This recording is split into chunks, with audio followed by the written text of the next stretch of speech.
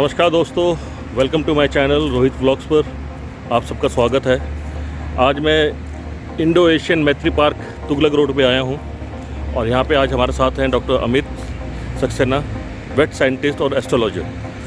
तो उनसे एक मुलाकात करेंगे जो कि आज बताएंगे ग्रहों के ऊपर और कौन से ग्रह पे कौन सी राशि, कितनी राशियाँ आती है उसके बारे में डिस्कस करेंगे। तो आज करेंगे मंगल ग्रह के ऊपर, जिसमें जो राशियां हैं उस पर डिस्कस करते हैं। उसके बारे में पंडित जी बताएंगे, गुरुजी बताएंगे, हमारे कैसे कैसे क्या क्या उपाय करने चाहिए वो बताएंगे। ये हर वीक का एक हमारा प्रोग्राम रहेगा। हर मंडे को 9 से 10 के बीच में आपको टेलीकास्ट मिलेगा। तो जो भी दोस्तों आपको क्वेश्चन पूछ रहे हैं जिसका आंसर आपको अगले दिन यूट्यूब चैनल पर मिल जाएगा हमारे रोहित ब्लॉग्स पर। और प्लीज़ आप ज़रूर देखिएगा और लाइक, सब्सक्राइब और बेल आइकन का बटन दबाइए, जो कि आपको नए नए एपिसोड की नोटिफिकेशन मिलती रहे। और कमेंट सेक्शन में जाके अपने क्वेश्चन पूछिए और जिसका आंसर हम जल्दी देंगे।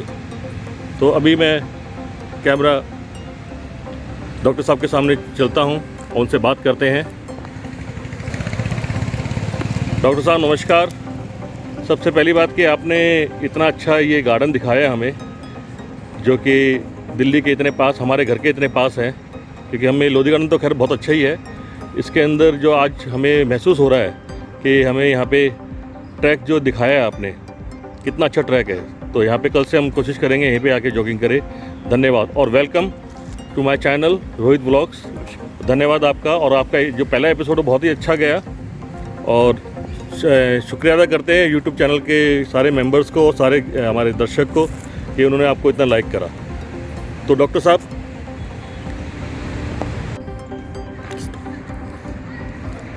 नमस्कार रोहित जी, बहुत बहुत धन्यवाद अपने चैनल में मुझको इतना सम्मान देने के लिए। मैं बेसिकली आपको और सब लोगों को बताना चाहूँगा आज मंगल ग्रह के बारे में। मंगल ग्रह को पुराने ऋषि मुनि और हमारे जो साइंटिस्ट कह सकते हैं वो कैसे देखते थे, कैसे ऑब्जर्व करते थे, तो मंगल द्वारा किन चीज़ों को एसेस करते थे इस ब्रह्मांड में वो। तो मंगल फोर्स, सेनापति, फोर्स के रूप में, सेनापति के रूप में, पुलिस डिपार्टमेंट, एनफोर्समेंट के रूप में देखा जा सकता है। और मंगल भूमि का कारक है, भूमिपुत्र कहा गया है इसको। अगर मंगल खराब हो जाता है, मंगल की पाप ग्रह से युति हो जाती है, मंगल के साथ राहु की युति हो जाती है, तो राहु की युति मंगल को इतना ख़राब कर सकती है कि किडनैप, रॉबरी जैसे खराब कर्म भी हो सकते हैं। और मंगल जब शनि के साथ हो जाता है तो धोखेबाज, नेगेटिव डिप्लोमेटिक बिहेवियर को हम अपने आसपास फील करते हैं। तो मंगल की पाप ग्रह से युति हमें बहुत नुकसान करती है, हमें समय रहते उनकी रेमेडी करनी चाहिए। और मांगलिक दोष आपने बहुत सुना होगा, विवाह में मंगल की अड़चने। तो मांगलिक दोष क्या होता है? मांगलिक दोष मंगल की कुंडली में भिन्न भिन्न स्थानों पर पोजीशंस होती हैं। मांगलिक दोष लगता है पहले स्थान का मंगल हो, चौथे स्थान का मंगल हो, सप्तम स्थान का मंगल हो, अष्टम स्थान का मंगल हो, द्वादश स्थान का मंगल हो।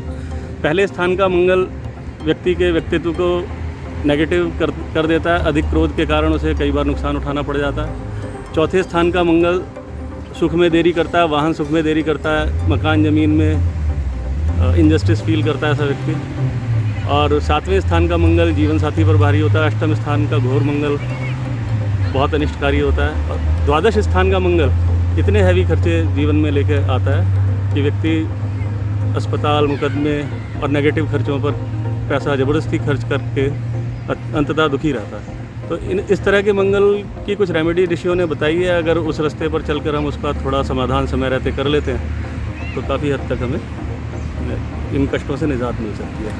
तो डॉक्टर साहब इसमें मंगल में जो राशियाँ हैं उनके बारे में थोड़ा सा जी जागरूकता देंगे हमें? हाँ, ज्योतिष में देखिए 9 ग्रह हैं और 12 राशि हैं। तो कुछ ग्रह ऐसे हैं जिनके अधिकार में एक से अधिक राशि आ जाती है, 2-2 राशि आती हैं। तो मेष का स्वामी भी मंगल है और वृश्चिक का स्वामी भी मंगल है। तो इन राशियों में मंगल के गुण प्रधान होते हैं। थोड़ी उग्र राशियाँ हैं और उग्रता और साहस ये इनकी विशेषता होती है।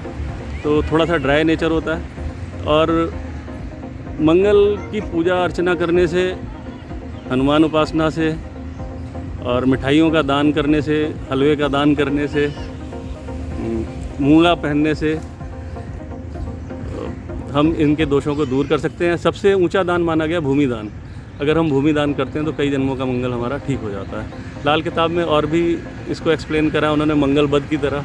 मंगल बद मतलब मंगल ज़्यादा ही ख़राब हो गया तो उसमें वो छत पर खांड की बोरी रखवाते हैं और इस तरह के उपाय करते हैं। मंगल को ठीक करने के लिए लाल रंग के चौकोर कपड़े में सौंफ और साथ में थोड़ी सी खांड रखकर वो तकिए के नीचे रखकर सोने से राहु आदि अनिष्टकारी ग्रह भी कंट्रोल रहते हैं। तो इस तरह के छोटे उपायों के द्वारा मंगल की रेमेडी शास्त्रों में बताई गई है। इसके अलावा मंगल एक महत्वपूर्ण कारक है ब्लड से रिलेटेड डिजीज़ का और चेस्ट का।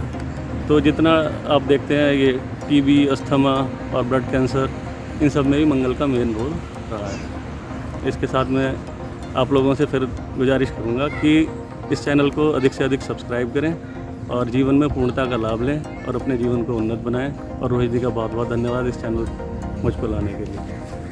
धन्यवाद डॉक्टर साहब। डॉक्टर साहब, अभी मैं आपका इंटरव्यू ख़त्म नहीं कर रहा हूँ और थैंक यू पर आपने बीच में बोल दी ये बात। ये डॉक्टर साहब मुझे जानना था, जैसे पितृदोष क्या होता है जी अभी जैसे श्राद्ध चल रहे हैं तो श्राद्ध में जैसे अमावस आएगी अभी 6 तारीख को, जी तो जैसे कोई परिवार भूल जाता है जी श्राद्ध करना, जी तो क्या वो उस अमावस के दिन कर सकता है? यह बहुत अच्छा प्रश्न आपने करा।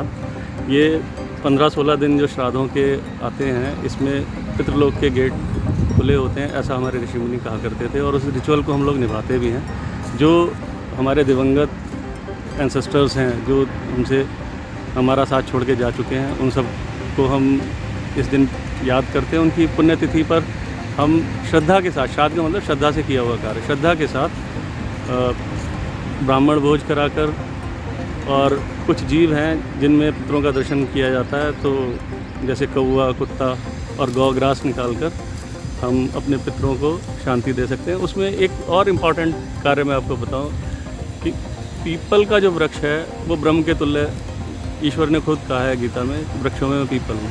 तो पीपल के वृक्ष पर गंगा जल, काले तिल डालकर पितरों को स्मरण करके अगर हम चढ़ाते हैं तो उससे भी उनको काफ़ी रिलीफ मिलता है, पितृदोष से भी शांति मिलती है और पितरों की ब्लेसिंग्स मिलती हैं। अब रही बात श्राद्धों की, अमावस्या आ रही है तो का दान और किसी योग्य ब्राह्मण से नाम गोत्र का उच्चारण कराकर अच्छे से हमें पितरों के निमित्त स्वधा तस्मै स्वधाय नमः करके जो आहुतियाँ दी जाती हैं वो सब करना चाहिए। उसके उपरांत गौशाला जा कर के अधिक से अधिक कम से कम 10-11 गायों का राशन, हरा चारा, राशन, ये सब दे करके, इसके अलावा कम से कम 8 या 11 पीपल के वृक्ष लगाएं और कम से कम 4 वट के वृक्ष लगाएं। गुरुकुल में, ऑर्फनेज में, इन जगहों पर दान करने से बहुत ब्लेसिंग्स मिलती हैं और पितृ संतुष्ट होते हैं, अच्छे कार्य होते हैं और हम लोगों को उनकी तरफ से आशीर्वाद मिलता है और कल्याण होता है। जो बेसिकली बुजुर्ग लोग जो चले गए हैं हमारे, तो उनके लिए, उनकी आत्मा की शांति के लिए आप उनकी रिमेम्बरेंस है, एक तरह से श्रद्धा के साथ में उनको आपने रिमेंबर किया, याद किया और उनके प्रति अच्छे कार्य किए। उन कार्यों का पॉजिटिव पुण्य उनको लगे।